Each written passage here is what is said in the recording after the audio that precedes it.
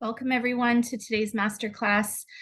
Today I'm going to be talking about the 5 powerful questions that you can ask yourself to make reaching your goals inevitable, getting what you want inevitable. And I've picked these 5 questions because they've worked for me.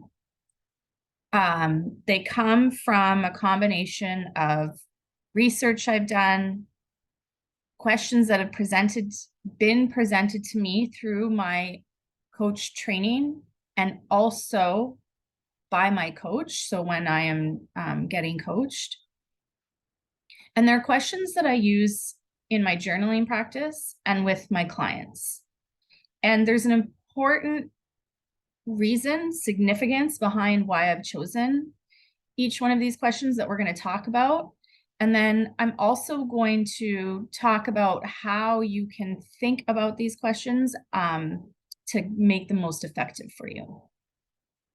So the first question that we're asking ourselves, and let's just start off by saying, you might ask these 5 questions in the order that I've presented them. But I think they work on their own, depending on like what it is you're trying to figure out or tackle. And I think they could work out of this order. And also, you might ask them more than once, right, in your journey. So just think of this as fluid and use them in a way that works for you. So the first question here is, if fear and money weren't an issue, what would you do? You can also ask, if you knew you would succeed, what would you do? And the point of this question is really to tap fully into your desires, right? It basically is asking you to imagine removing all barriers. And I say fear and money because those are the most common, right? Fear of failure, fear of rejection, and money, right? Security. But you can think of it as any obstacle that is very powerful for you. So if you knew you would succeed, if these barriers were not an issue, what would you do? Okay, so tapping deeply into desire from a place where all fears and barriers are removed. So there's ideal conditions. I say ideal because fear, as an example, will always exist, right? Obstacles will always exist. But the point of this question is to imagine yourself in the highest form, right? The highest version of yourself, where there is no fear, there are no obstacles, there's only trust and knowing that what you want is for you, and see what comes up for you. Okay, notice when you go to answer this question, or once you've answered this question, right, and you've written down whatever it might be, your brain will immediately start presenting reality to you, right? All the reasons why it's illogical, how it doesn't make sense, it's not possible, or it's not even fair, right? For now, just ignore that and write down what comes up for you, right? You aren't committing to anything at this point. Remember that. There's no commitment involved here. You're simply opening up to the truth of what it is you want. Okay, you can get honest with yourself about what you want and still decide to not pursue it. Okay, that's okay. Just write it down. This is about clarity and about understanding what we want, which for many people, especially women, is 1, very hard to do, and 2, we've never really done it. We've never really considered what our actual dreams are, okay? Question number 2, what conditions, so now you know what you want, right?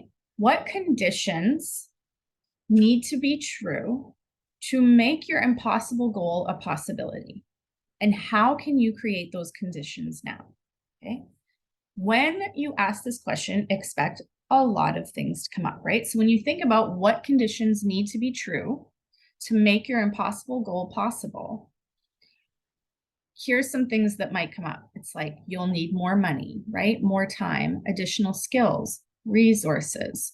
Maybe you'll think you need to live somewhere else or get a certain certification or education, all of these things, right? So you're just listing everything that you think would be make your conditions ideal, okay? And you don't even have to be realistic here, right? If you actually think that you need to be a millionaire to make your dream come true, just write it down, okay? It's all good information. You can choose to ignore what you wrote down or exclude some of it later, but for now, let's just get everything out. What conditions would make your goal possible, okay? And when you ask yourself the second part to this, first, let's not jump to the second part. Once you have completed the first part of this question, right, and you have the list of all the things that would make your conditions ideal, you essentially have a list of all your obstacles, right? These are all the things that you need to get over, that you need to figure out, that you need to create in order to achieve your goal, okay? So now that you have this list of obstacles, when you ask yourself the second part to the question, you can start to brainstorm all the ways you could possibly overcome these obstacles, right? Again, go crazy here. Do not stay in logic. Come up with all the ways you could create the ideal conditions, right? All the ways that you could overcome whatever is on that list, okay? Or create whatever is on that list, right? So if your answer is, I need more money, I need more time, start asking yourself, how can I create that, right? What you're doing here is not only opening your brain up to solutions and possibility, right? But you're building a plan for achieving your goal, right? Every obstacle now becomes a strategy, a rung on the ladder to achieving your goal rather than something that's in the way. At this stage, remember, you can still turn back, right? You can decide not to go for it, but allow yourself to consider it as a possibility, right? Allow yourself to be open to the possibility that you could figure it out. Question 3, who do you need to be to do what you want to do or achieve what you want to achieve, right? The purpose of this question is to get your brain thinking like the person who has already achieved the goal, okay? In other words, your future self, which you've heard me talk about. Imagine yourself 1 year, 3 years, 5 years down the road, wherever, where you have achieved what you set out to do. You own that business. You've made $1 million. You work remotely while traveling in the world. Whatever it is, think about who that person is, right? Who are they being? So many questions here. How do they think, right? What is their mindset like on a daily basis? How do they make decisions, right? Do they trust in themselves and make them quickly and then pivot when it doesn't work out the way they wanted to? Or do they doubt themselves and take a long time to make decisions and stay in inaction? What are their habits? Like, what are their daily habits? How do they live their life? Are they exercising? Are they journaling? Are they eating cheeseburgers every day? Are they eating at restaurants every day? None of it is judgmental. Just ask yourself, the person who achieves this goal, who do you think they are? How many hours do they work a week? Do they worry? Do they complain? Are they filled with fear? Who are their friends? Who do they spend the majority of their time with? How do they set boundaries in their lives? Where and who do they go to for support? Right? How do they spend their money? Who are they being? Really think about this. It's so insightful to who we need to start practicing being right now. Okay? You don't achieve a goal and then suddenly become a different person. It is a process, okay?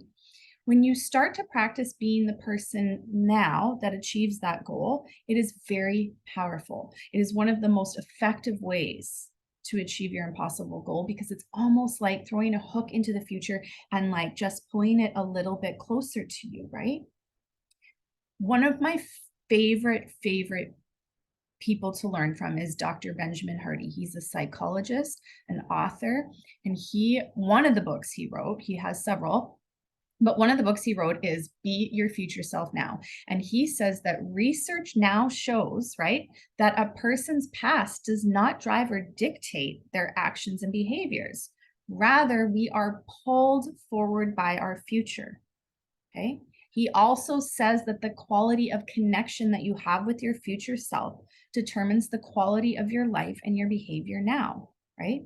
He suggests that we think and act from our goals and not towards them, right? That we're acting from them, that we are being the person that creates or achieves those goals. So this is an important question. Decide who your future self needs to be and then meet them where you're at right now. I think you've heard me talk about this before, but for anyone here that's new, what I mean by that is if you have a large money goal, for example, this is the easiest one. Do not get hooked on money. If that's not your thing and you have some other big goal, that is fantastic. But money is very quantitative and easy for me to show in a way that just makes sense. So if you have a large money goal, like making $1 million in a year, and you decide that one of the things, right, that person is being, and part of who you are is how you show up to the world, not just in your values and your behaviors, but in your style. Okay. And that doesn't mean that your style has to be quote unquote elevated or fancy, right? Just make it's intentional, like who your future self is.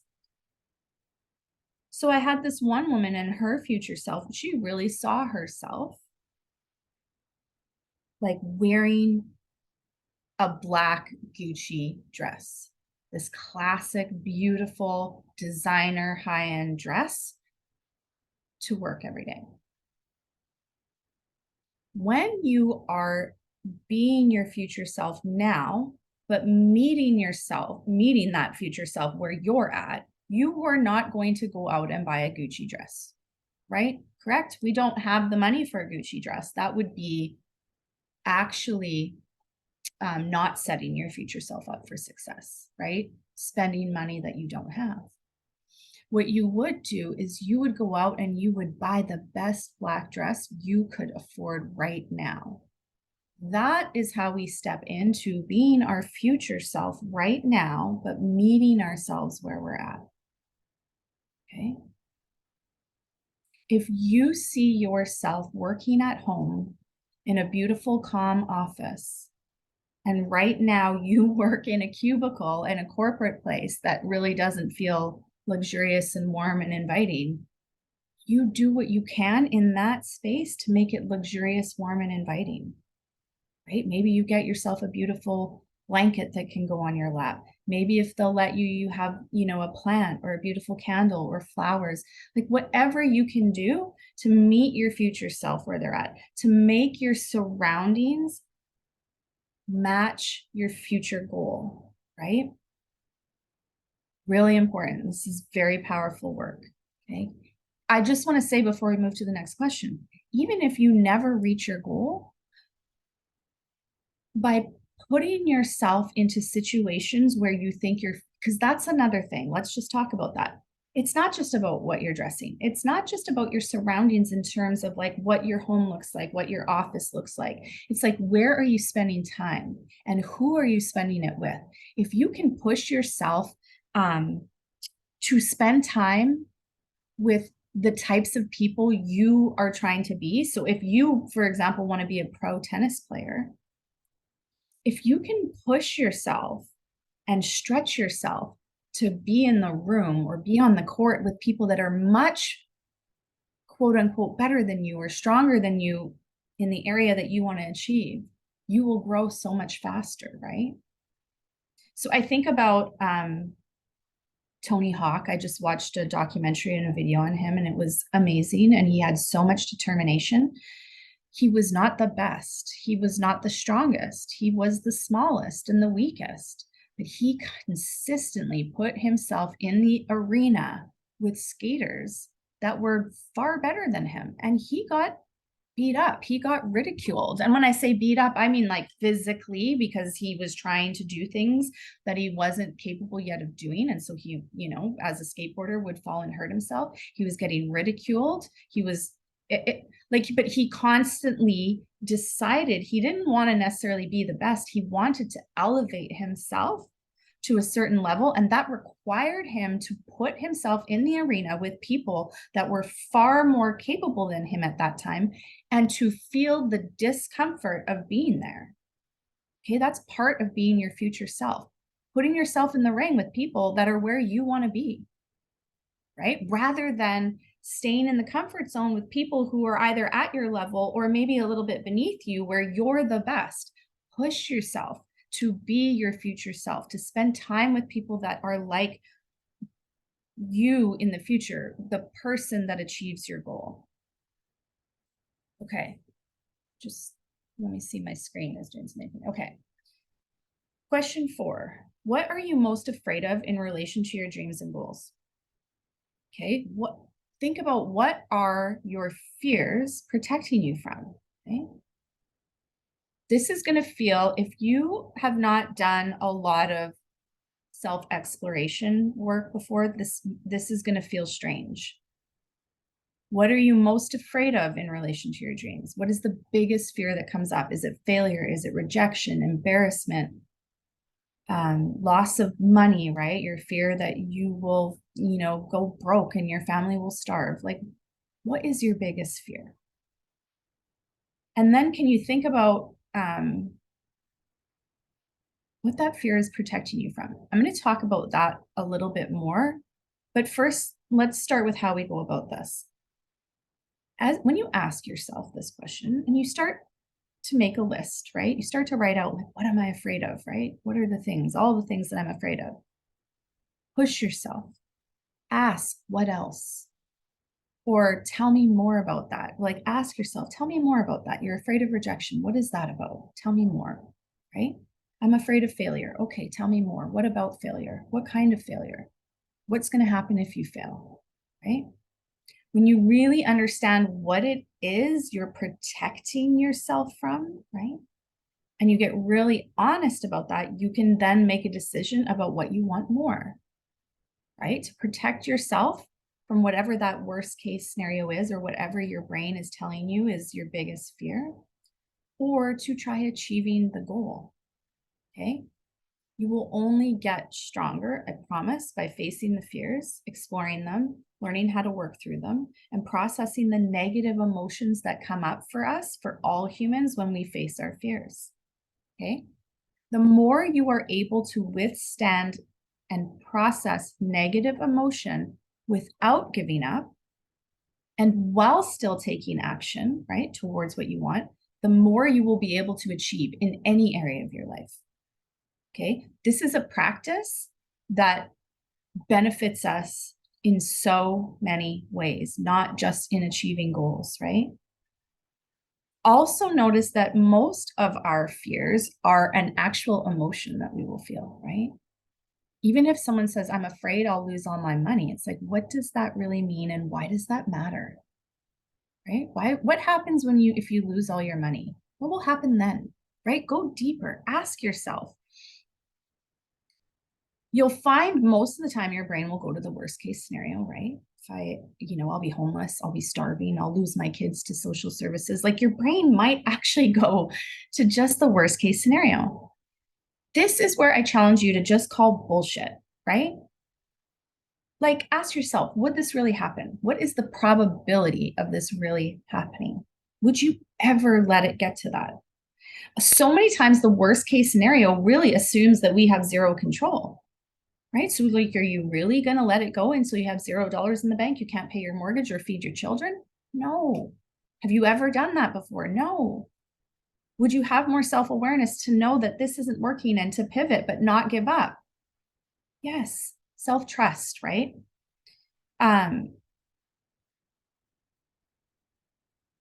So what would happen then instead if you just decided to believe in yourself, right? And that you would trust in yourself that the worst case scenario, even if there's a smidgen of possibility that it could happen, that you would not let it get there, right?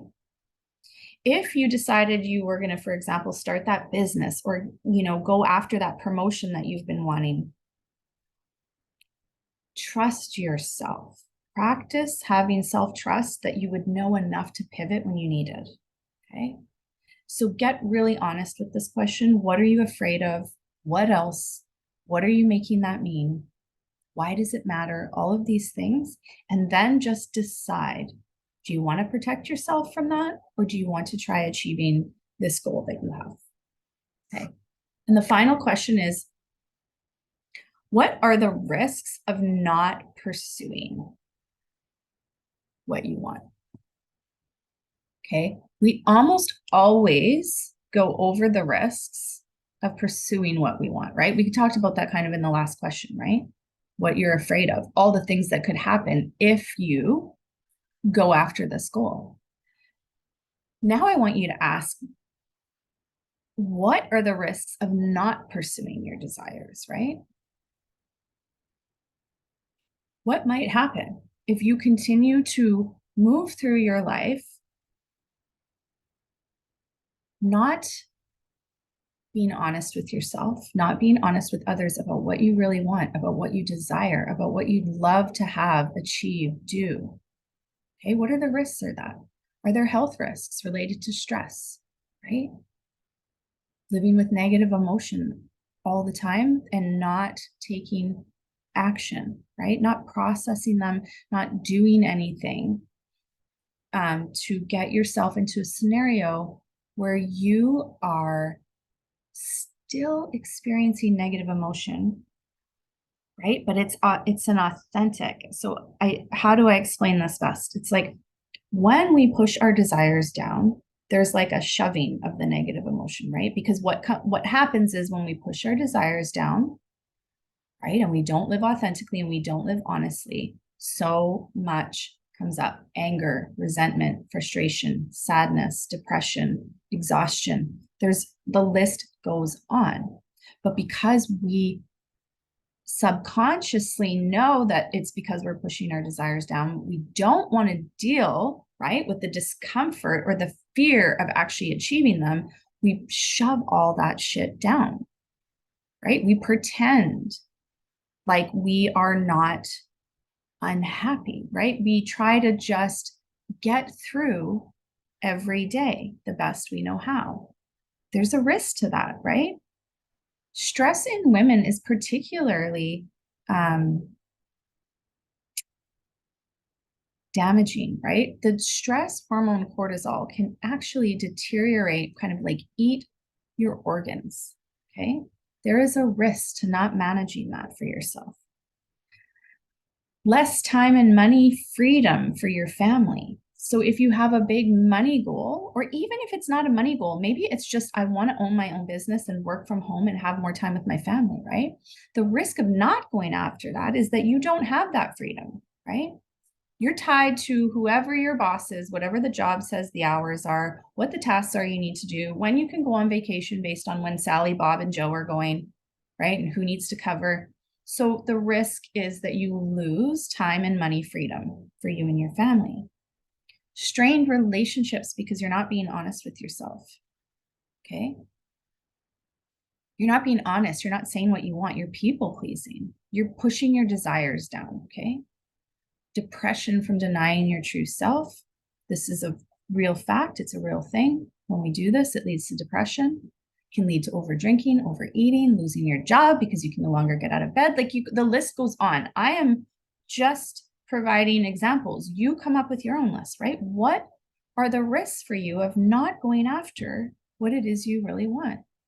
And I know some of the examples I gave may sound absurd or extreme, but we're willing to go all the way to the worst case scenario when we're trying to talk ourselves out of going after our dreams. So I'm just asking you to be fair, right? Go all the way when considering the risks of not. And then you have, at least you're comparing apples to apples, right? Give yourself even or fair data to work with and make a decision on. So if you're going to go to the worst case scenario of going after your goal, please go to the worst case scenario of not, and then decide which one you like more. There's no right answer. My only hope for you is for you to make an empowered decision that you like. Okay. You don't have to do anything you don't want to. Just make sure you like your reasons and you have allowed yourself to consider all of the options and all of the possible outcomes. Okay. Okay. That's what I have for you today. I hope you take these questions and take some time to really answer them for yourself. I want to invite each of you that are here today and all of you that get to watch the replay to connect with me on Instagram. Okay. You'll get notified of all my events, and I post like free strategies and support there all the time.